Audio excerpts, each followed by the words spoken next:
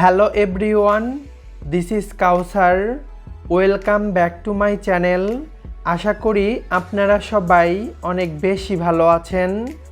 আবারও হাজির হয়ে গেলাম আরও একটি নতুন রেসিপি নিয়ে। আমার আজকের রেসিপি গরুর কলিজা ভুনা। কলিজা পরিষ্কার করা থেকে শুরু করে ভুনা করা পুরো রেসিপিটাই আমি আজকে শেয়ার করব। এই গরুর কলিজা পরিষ্কার করা অত্যন্ত জরুরি, আর এটা কিভাবে পরিষ্কার করবেন সেই রেসিপি আমি আজকে শেয়ার করব। যারা কিনা ব্যাচেলর এবং নতুন রাঁধুনি, আমার আজকের রেসিপিটা তাদের অনেক উপকারে আসবে। যারা কিনা এখনও আমার চ্যানেলটিকে সাবস্ক্রাইব করেননি, এরকম নিত্য নতুন রেসিপি পেতে প্লিজ আমার চ্যানেলটিকে সাবস্ক্রাইব করবেন। আই হোপ রেসিপিটা আপনাদের অনেক ভালো লাগবে। তো কথা না বাড়িয়ে চলুন ঝটপট শুরু করি। So let's go to my kitchen and cook. আমি এখানে 2 কেজি পরিমাণ গরুর কলিজা নিয়েছি, তবে আপনারা চাইলে খাসি এবং মহিষের কলিজা দিয়েও সেম রেসিপিটা করতে পারবেন।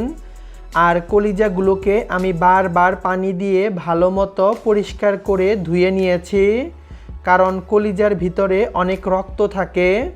কলিজাগুলোকে পরিষ্কার করার জন্য প্রথমেই চুলায় একটি প্যান বসিয়ে দিয়েছি, আর তাতে দিয়ে দিচ্ছি 4 কাপ পরিমাণ পানি। এ পর্যায়ে পানিগুলোকে ভালো মতো ফুটিয়ে নেব। চুলাটি অন করে ঢাকা দিয়ে অপেক্ষা করব পানিটা ফুটে আসা পর্যন্ত। চলে এলাম 10 মিনিট পর, আর এই 10 মিনিটের মধ্যে পানিটা ফুটে গিয়েছে। এ পর্যায়ে দিয়ে দেব সেই কলিজার টুকরোগুলো। আমি কলিজাগুলোকে বড় বড় করে টুকরো করে নিয়েছি। অবশ্যই এভাবে বড় বড় করে টুকরো করে নিতে হবে। আর কেন করেছি এটি আমি পরে বলবো। এ পর্যায়ে নাড়াচাড়া করে কলিজাগুলোকে ভালো মতো পানির নিচে ডুবিয়ে দিতে হবে। কলিজাতে প্রচুর পরিমাণে ব্যাকটেরিয়া এবং রক্ত থাকে, আর তার কারণে কলিজাগুলোকে ভালো মতো পরিষ্কার করে তারপর রান্না করতে হবে। এ পর্যায়ে দিয়ে দিলাম হাফ চা চামচ হলুদের গুঁড়া, আর হলুদের গুঁড়াটাকে ভালো মতো মিশিয়ে ঢাকা দিয়ে রান্না করব প্রায় 4 থেকে 5 মিনিট। চলে এলাম 5 মিনিট পর, আর কলিজা সেদ্ধ করা হয়ে গিয়েছে। আর আপনারা দেখতেই পাচ্ছেন উপর থেকে ফেনা আকারে কীরকমভাবে কলিজা থেকে ময়লা বের হয়ে এসেছে। তাই অবশ্যই কলিজাগুলোকে এভাবে সেদ্ধ করে নিতে হবে, তা না হয় কলিজা রান্না করলে সেটা কিন্তু মোটেও স্বাস্থ্যকর হবে না। তো এভাবে কলিজাগুলোকে সেদ্ধ করে এর ময়লাগুলোকে বের করে নিতে হবে। তো সেদ্ধ করা হয়ে গিয়েছে। এ পর্যায়ে আমি কলিজাগুলোকে উঠিয়ে নিচ্ছি।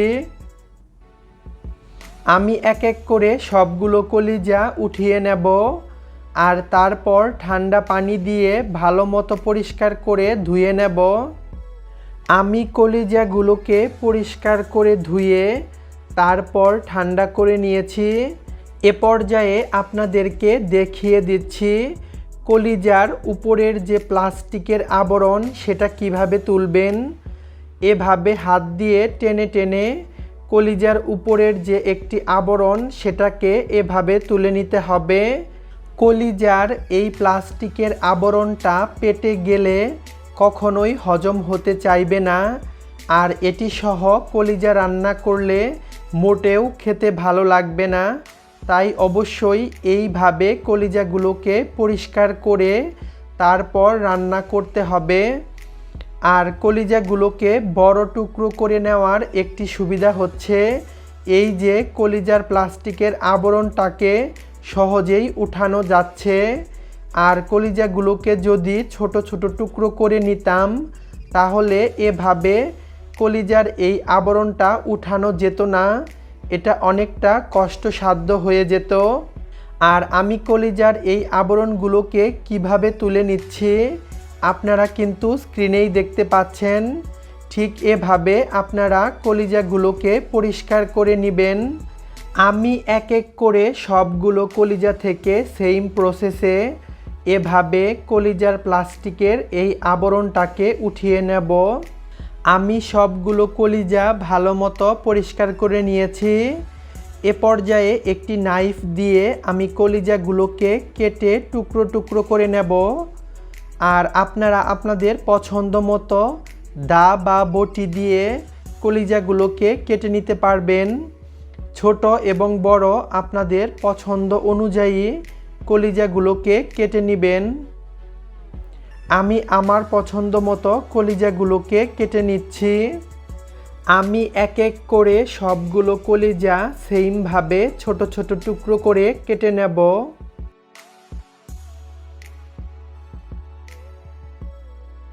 আমি এক এক করে সবগুলো কলিজা কেটে নিয়েছি। এ পর্যায়ে চলুন আপনাদেরকে কলিজা ভুনা তৈরি করে দেখাই। কলিজা ভুনা তৈরি করার জন্য প্রথমেই চুলায় একটি প্যান বসিয়ে দিয়েছি। আর প্যানটি গরম হয়ে গেলে দিয়ে দেব হাফ কাপ পরিমাণ সয়াবিন তেল। তেল যখন ভালো মতো গরম হয়ে যাবে তখন দিয়ে দেব 1 কাপ পরিমাণ পেঁয়াজ কুচি। আরও দিয়ে দিচ্ছি কিছু গোটা গরম মশলা। এখানে রয়েছে 4টি এলাচ, 3 টুকরো দারচিনি, 4টি লবঙ্গ এবং 7 থেকে 8টি কালো গোলমরিচ, 3টি তেজপাতা মাঝ বরাবর ছিঁড়ে দিয়ে দিলাম। আরও দিয়ে দিচ্ছি 1 চা চামচ আস্ত জিরা। এ পর্যায়ে সব কিছু নাড়াচাড়া করে ভেজে নিতে হবে। আর ততক্ষণ পর্যন্ত ভেজে নেব যতক্ষণ না পর্যন্ত পেঁয়াজের কালারটা চেঞ্জ হয়ে আসে আর এই গোটা গরম মশলা থেকে সুন্দর একটি ঘ্রাণ বের হয়ে আসে। পেঁয়াজের কালারটা চেঞ্জ হয়ে যখন এ পর্যায়ে চলে আসবে তখন দিয়ে দেব 1.5 টেবিল চামচ করে আদা বাটা এবং রসুন বাটা। এ পর্যায়ে আদা এবং রসুন ভেজে নেব যাতে করে এর কাঁচা গন্ধটা চলে যায়। আদা এবং রসুন ভাজা হয়ে গিয়েছে। এ পর্যায়ে দিয়ে দিচ্ছি অল্প পরিমাণে পানি। এখন আমি শুকনো মশলা অ্যাড করব। এই মশলাগুলো যাতে না পুড়ে যায় সেজন্য পানি দিয়ে দিলাম। এখানে রয়েছে 1.5 টেবিল চামচ মরিচের গুঁড়া, 1 টেবিল চামচ হলুদের গুঁড়া, 1 টেবিল চামচ ধনিয়া এবং জিরা গুঁড়া, আরও রয়েছে স্বাদ মতো লবণ। এ পর্যায়ে সব কিছু ভালো মতো মিশিয়ে নেব। আর এই মশলাটা যত ভালো মতো কষানো হবে কলিজা ভুনার টেস্টটাও তত বেশি বেড়ে যাবে। তো মেশানো হয়ে গিয়েছে। এ পর্যায়ে ঢাকা দিয়ে মশলাটিকে কষিয়ে নেব প্রায় 4 থেকে 5 মিনিট।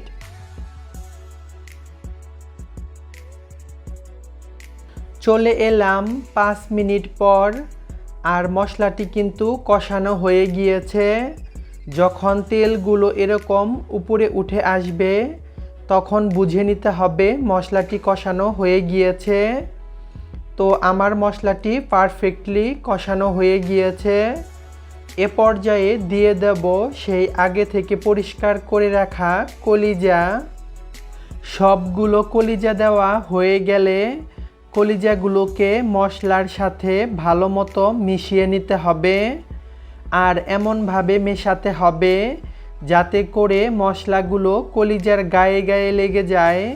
মেশানো হয়ে গিয়েছে। এ পর্যায়ে ঢাকা দিয়ে কলিজাগুলোকে কষিয়ে নেব প্রায় 7 থেকে 8 মিনিট।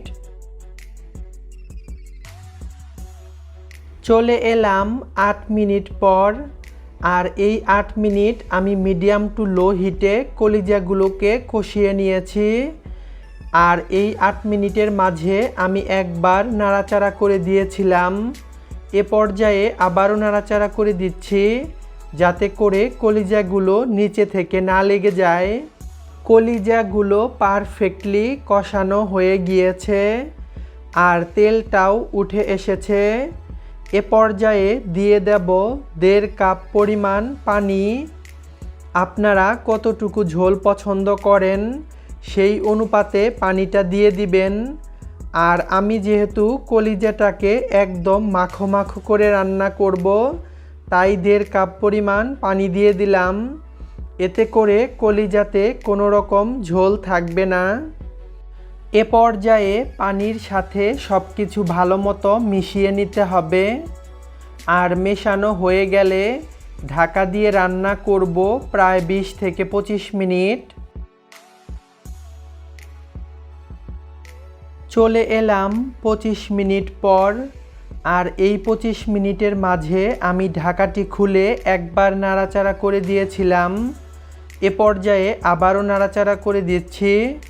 আমার কলিজা ভুনা রেডি।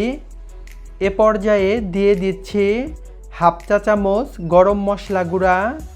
আরও দিয়ে দিচ্ছি 7 থেকে 8টি আস্ত কাঁচামরিচ, জাস্ট সুন্দর একটি ফ্লেভারের জন্য। এ পর্যায়ে আপনারা চেক করে নিতে পারবেন, যদি কোনো কিছুর প্রয়োজন পড়ে তা অ্যাড করতে পারবেন। তো আমার রান্না হয়ে গিয়েছে। এ পর্যায়ে ঢাকা দিয়ে চুলাটি অফ করে দেব আর অপেক্ষা করব ঠান্ডা হওয়া পর্যন্ত। ঠান্ডা হলে চলুন পরিবেশন করে দেখাচ্ছি। চলে এলাম পরিবেশন করার জন্য। আমি গরম গরম একটি সার্ভিং বলে এটিকে বেড়ে নিচ্ছি। তো দেখলেন তো এটি রান্না করা কত সহজ। অবশ্যই এই কুরবানি ঈদে আপনারা বাসায় ট্রাই করবেন। আর ট্রাই করলে কেমন হয়েছে তা আমাকে কমেন্টে জানাতে ভুলবেন না। গরুর এই কলিজা ভুনা দিয়ে ভাত, রুটি কিংবা ভুনা খিচুড়ি খেতে কিন্তু অসাধারণ লাগবে। অবশ্যই এভাবে বাসায় ট্রাই করবেন। রেসিপিটা ভালো লাগলে লাইক, কমেন্ট অ্যান্ড শেয়ার করবেন। আমাকে সাপোর্ট করার জন্য প্লিজ আমার চ্যানেলটিকে সাবস্ক্রাইব করবেন। যদি কোনো কোশ্চেন থাকে তার নিচে কমেন্ট সেকশনে লিখবেন, আমি অ্যান্সার দেব। আপনারা সবাই ভালো থাকবেন। আবারও দেখা হবে নতুন কোনো রেসিপিতে। আল্লাহ হাফেজ।